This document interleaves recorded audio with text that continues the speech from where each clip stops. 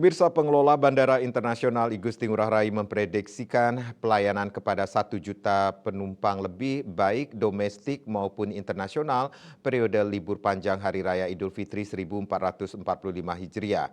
Pihak pengelola bandara disebutkan siap untuk memberikan pelayanan yang terbaik pada periode Hari Raya tersebut.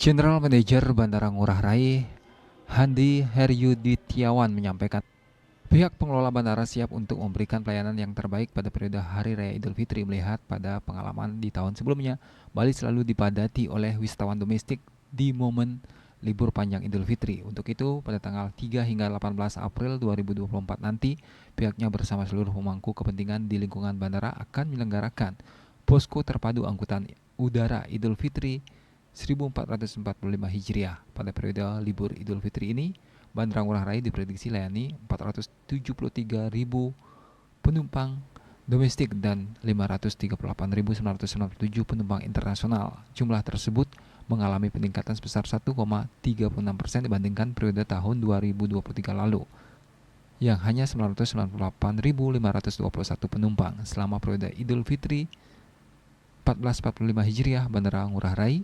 memprediksikan puncak kedatangan penumpang terjadi pada Senin 8 April 2024 dengan 31.388 penumpang yang datang baik domestik maupun internasional.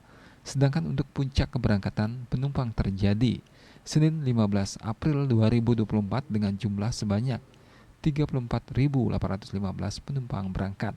Bandara juga mencatat permohonan extra flight sebanyak 216 jadwal yang terdiri dari 108 jadwal kedatangan dan 108 jadwal keberangkatan dengan maskapai Indonesia Air, Asia, Citylink Indonesia, Lion Air, Super Air Jet, dan Wing Air.